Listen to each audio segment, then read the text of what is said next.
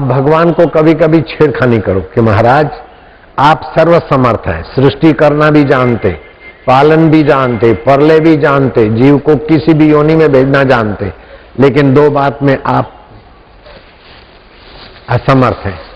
एक तो हमको अपने से अलग नहीं कर सकते आप, चाहे हमको किसी भी योनि में भेजकर हमारी शुद्धि करेंगे, लेकिन हमको अपने से अलग नहीं कर सकते। दूसरा, आप हमारा अमंगल नहीं कर सकते। मां चपत मारती तो भी मंगल धरा है, और मिठाई खिलाती तो भी मंगल। भगवान विघ्न बाधा देते तब भी आपकी सुषुप्त शक्तियां जगाते, और सफलता और जयकार देते तभी भी आपका उल्लास, उत्साह और औदार्य जगाते। इसीलिए किसी भी परिस्थिति में आप हार मत मानिए। पुरुषार्थ बड़ा कि प्रारब्ध बड़ा, होगा वही जो राम रचि राखा, को करी तर्क बढ़ावी शाखा। प्रारब्ध पहले रचो पीछे भयो शरीर, तुलसी चिंता क्या करे भजले श्री रघुवीर। तो यहां तो प्रारब्ध का महत्व है, तो फिर प्रारब्ध का महत्व तो मनुष्य के जीवन का, पुरुषार्थ का कोई स्थान ही नहीं रहता। तो क्या किया जाए? प्रारब्ध को महान माने कि पुरुषार्थ को महान माने? अगर पुरुषार्थ महान मानते हैं तो पुरुषार्थ से सभी कार्य होते भी नहीं, हम जो चाहते हैं वो होता नहीं, जो होता है वो भाता नहीं, जो भाता है वो टिकता नहीं। पुरुषार्थ कितना भी कर लो, टिकता है क्या? मिला हुआ पद टिकता है क्या? अटल जी का टिका, प्रतिभा पाटिल का पद सदा टिकेगा? तुम्हारा पद सदा पत्रकारी पद टिकेगा? रिटायरमेंट हो जाओगे। तो जो चाहते हैं वो होता नहीं, जो होता है वो भाता नहीं, और जो भाता है वो टिकता नहीं। तो पुरुषार्थ की ऐसी तैसी हो गई। तो प्रारब्ध पे छोड़ दो, प्रारब्ध पे छोड़ देंगे तो हम निकम्मे हो जाएंगे, चाहे कोई हमारा कुछ भी कर ले। तो क्या करना चाहिए? प्रारब्ध पे जीना चाहिए कि पुरुषार्थ पे जीना चाहिए? अगर प्रारब्ध नहीं मानते तो बहुत बहुत उद्योग करने पर भी विफल क्यों होते हैं, और अगर पुरुषार्थ नहीं मानते हैं तो विफल व्यक्ति भी ऊंची ऊंचाइयों को कैसे छूता है? विफल व्यक्ति भी डटा रहता है। तो वैज्ञानिक खोज कितना विफल हुआ और फिर इलेक्ट्रिक सिद्धांत खोज लिया, फलाना सिद्धांत खोज लिया। तो पुरुषार्थ है तभी विफलता में सफलता आई। अगर पुरुषार्थ का बोलबाला है तो सब करते हुए भी आदमी दुखी होकर, निराश होकर क्यों मरता है? भगवान कहते हैं जो मुझे प्रीति पूर्वक भजता है उसके बुद्धि में मैं अपना तात्विक योग देता हूं, वास्तविक योग देता हूं। भजताम प्रीति पूर्वकम ददामी बुद्धि योगम तम ये न माम उपयांति ते। जो प्रीति पूर्वक मुझे भजता है उसके बुद्धि में मैं अपना योग देता हूं। भक्ति साधन कर मूला, भक्ति सब साधनों का मूल है, लेकिन भक्ति अपने बल से नहीं मिलती, भक्ति पुरुषार्थ से नहीं मिलती। लंका का प्रसंग आता है कि रावण गए, ए माइक वाला, हनुमान जी कहे लंका छान मारी लेकिन सीता जी नहीं दिखी। और फिर विभीषण मिले तो विभीषण ने कहा सीता जी तो लंका में ही है, और लंका तुमने छान मारी तो अशोक वाटिका भी लंका में, चलो मैं दिखाता हूं। तो सीता माना भक्ति, युक्ति से भक्ति मिली। हनुमान को पुरुषार्थ से भक्ति रूपी सीता जी का दर्शन नहीं हुआ, लेकिन विभीषण की युक्ति से सीता जी का आदर्शन भी नहीं रहा। तो पुरुषार्थ से भक्ति नहीं मिली तो पुरुषार्थ का बल होना पड़ जाता है, और पुरुषार्थहीन को कुछ मिल जाए ये भी संभव नहीं। तो आखिर कौन सा सिद्धांत है? दोनों सिद्धांत सही है। आप पुरुषार्थ करते करते हार जाते, थक जाते तो बोले भाई चलो तरतीव्र प्रारब्ध था। मेहनत करते करते थक जाते तो सब छोड़कर आराम करते ताकि दूसरे दिन जूझने के लिए। ऐसे ही पुरुषार्थ करते आप हार जाते तो बोले चलो प्रारब्ध था, आराम करो, हिम्मत करो, विश्राम करो, फिर जूझो।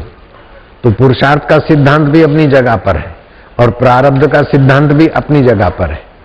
और प्रारब्ध 3 प्रकार का होता है। मंद प्रारब्ध है, समझो मुझे फूंसी फूरी हो गई, मैंने उसको दबोच दिया, जरा सा कुछ लगा दिया सरसों का तेल, ठीक हो गई। वो बड़ा गुमड़ा हुआ, मैंने किसी वैद्य डॉक्टर का सहयोग लिया, वैद्य ने कहा नीम के पत्ते खाओ, मुझे ठीक हो गया। मुझे सिर में गुमड़ा हो गया था और मैंने नीम का रस 20 मिलीग्राम निकाल के पी लिया। 2 दिन के बाद खोजा तो सिर का ढीमड़ा, आप क्या बोलते हैं मराठी में? फोड़ा फोड़ा, टेंगुल, टेंगू, फोड़ा, जो भी आप समझ गए सब।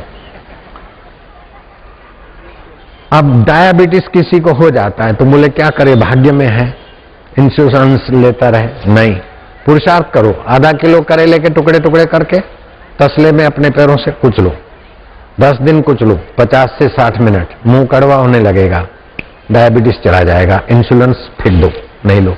तो ये पुरुषार्थ हुआ। अब मिटता नहीं, क्या करे, भाग्य में ऐसा था, ऐसा करके अशांति को मिटाने के लिए भाग्य का थोड़ा सहारा लो।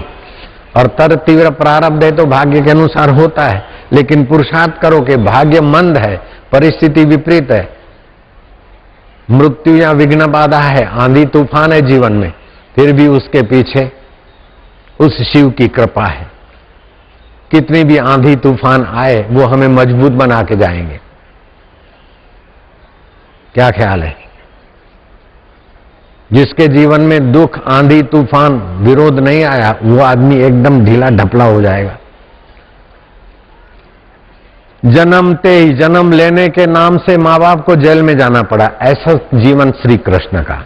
जन्मते ही पराये घर ले जाना पड़ा, छठी नहीं हुई और पूतना का जहर पीना पड़ा, 1 महीना नहीं हुआ और छटकासुर और धेनकासुर और राक्षस और सताने वाले लोग आए। 17 साल तक नी हत्थे होकर इन असुरों से, राक्षसों से, राजसत्ता से जूझते रहे। तो श्री कृष्ण को बंसीधर और माखन चोर अथवा गीता का कृष्ण ही देखो, ऐसी बात नहीं। श्री कृष्ण के और जीवन के पहलुओं को देखो। लड़ाई कर दी, चढ़ाई कर दी और श्री कृष्ण को मथुरा छोड़कर नंगे पैर, खाली हाथ, नंगे सिर, एक पीतांबर ओढ़कर भागते भागते भागते भागते जूनागढ़ के गिरनार में जाना पड़ा। बीच में साधु संतों के यहां भिक्षा मांग कर रहे, खा लेते, और फिर द्वारका बस आई। यहां तक कि ससुरा के यहां चोरी हो गई तो स्वांतिक मणि चुराने का कलंक श्री कृष्ण के माथे पर फूटा। और अपना भाई बलराम भी संदेह करता था कि तुम ही ने लिया होगा। कृष्ण बोले, हाय भगवान, मेरा भाई को मैं समझाता हूं, मेरा भाई भी मेरे पर अविश्वास करता है। बेटे ऐसे कि श्री कृष्ण तो साधु संत आवे तो उठ खड़े हुए, उनकी पत्तले उठाए, उनके चरण धोए, और बेटे साधु संतों की मजाक करें। और सभी पत्नियों को संतान न हो, जिसको हो उसका तो जय जयकार है, और जिसको संतान नहीं उसको महीने मिले।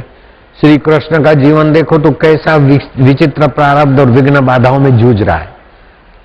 लेकिन श्री कृष्ण का पुरुषार्थ यह है कि आत्मा में स्थिति होकर बंसी बज रही है। मुस्कुरा के गम का जहर जिनको पीना आ गया, मुस्कुरा के गम का जहर जिनको पीना आ गया, ये पुरुषार्थ है। मुस्कुरा के गम का जहर जिनको पीना आ गया, ये हकीकत है कि जहां में उनको जीना आ गया। तुम बोलो सब लोग, मुस्कुरा के गम का जहर जिनको पीना आ गया, यह हकीकत है कि जहां में उनको जीना आ गया। राज्य अभिष नई ताली में, ताली नेता के लिए रखो, मेरे को ताली की जरूरत नहीं है। तू तेरा उर आंगन दे दे, मैं अमृत की वर्षा कर दूं, तू तेरा अहम दे दे, मैं परमात्मा का रस भर दूं। हरि ओम हरि ओम हरि ओम हरि ओम हरि ओम हरि ओम हरि ओम ओम ओम ओम ओम ओम ओम प्रभु जी ओम ओम, प्यारे जी ओम ओम, मेरे जी ओम ओम, ओम ओम ओम ओम ओम ओम ओम ओम ओम ओम ओम ओम ओम आनंद देवा, पौरुष देवा, माधुर्य देवा, मांगल्य देवा। हरि ओम ओम ओम ओम ओम ओम प्रभु जी ओम ओम, प्यारे जी ओम ओम, पांडुरंगा विठ्ठल मावली। हरि ओम ओम ओम ओम ओम ओम ओम ओम ओम ओम ओम ओम। जो खड़े होते हैं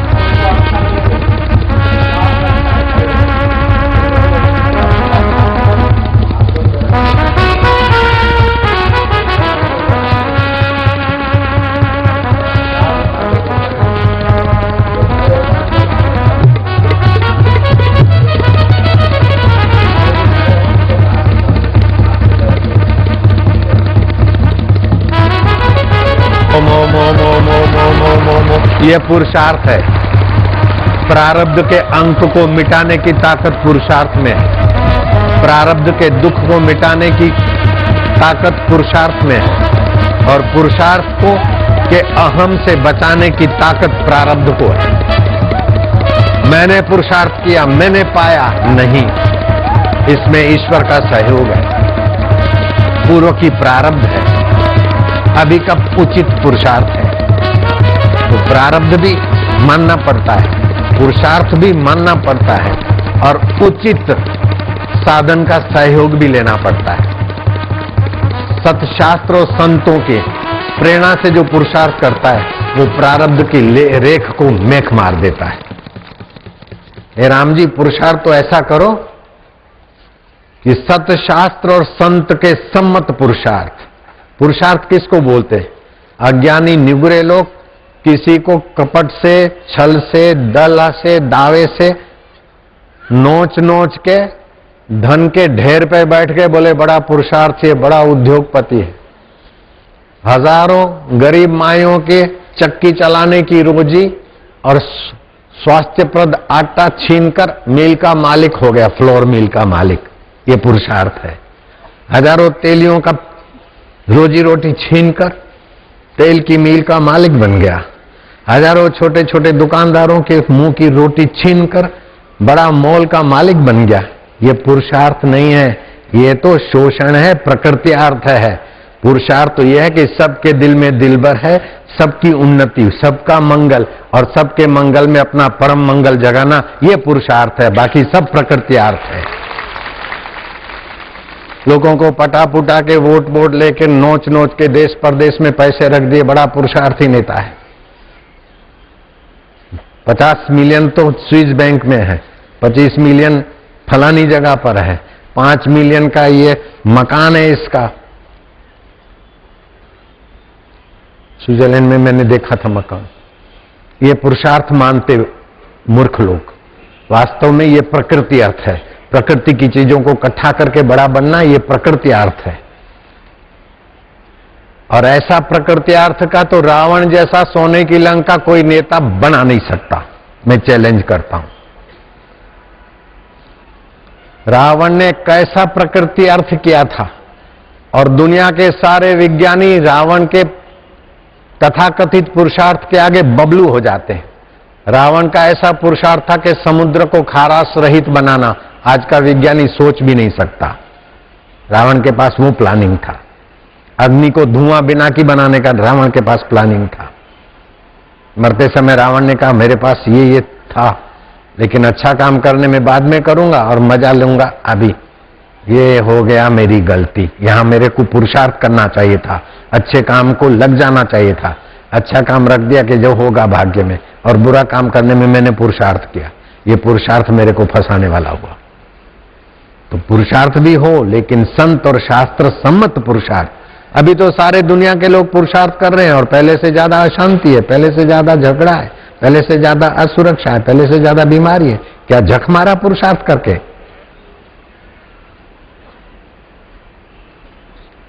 कौन चाहता है कि मुझे नौकरी नहीं मिले? कौन चाहता है मैं विफल हूं? कौन चाहता है मैं बीमार हूं? कौन चाहता है मुझे अशांति हो? कौन चाहता है कि हमारे पति पत्नी में डाइवर्स हो? लेकिन सब बढ़ रहा है। तो शास्त्रीय पुरुषार्थ नहीं है, वासना अनुगामी पुरुषार्थ है। वासना अनुगामी पुरुषार्थ जीव को तबाही के तरफ ले जाता है और शास्त्र अनुसारी पुरुषार्थ जीव को शिवत्व में जगा देता है। आज जो कथे हुए शास्त्र अनुसारी पुरुषार्थ है, जीवत्व में से शिवत्व में जगने का पुरुषार्थ कर रहे हो, आपको शिव जी के तरफ से मैं धन्यवाद देता हूं। सभी लोग बोलना, शिव जी कहते हैं उनकी माता धन्य, उनके पिता धन्य है, उनका कुल और गोत्र धन्य है, जिनके हृदय में गुरु भक्ति है। गुरु भक्ति एक ऐसा रसायन है कि मरुभूमि में भी गंगा लहरा देता है।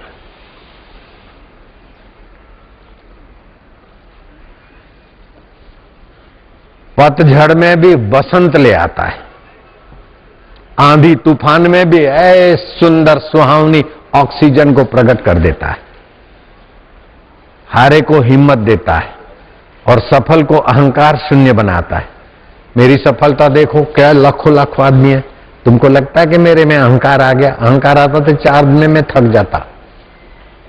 एक महात्मा को पूछा कि बाबा आपकी इतनी सफलता, इतनी यश, आपके जीवन का सार क्या? बाबा बड़ी उम्र के हो गए थे, दांत मार निकल गए थे। बोले देख लो, मुंह खोला, बोले जीभ पहले भी थी और अभी भी है, मुलायम है, और दांत अकड़ू है, अहंकारी, बाद में आए और पहले चले गए। तो जो अपना पुरुषार्थ का बल रखता है वो थक जाता है, टूट जाता है, लेकिन पुरुषार्थ करते हुए भगवत सत्ता के साथ जुड़ जाता है, उसका पुरुषार्थ और प्रारब्ध दोनों पंख से उसका जीवन यूं उड़ान भरता है। बड़ा है ना, चंगा लगते ना।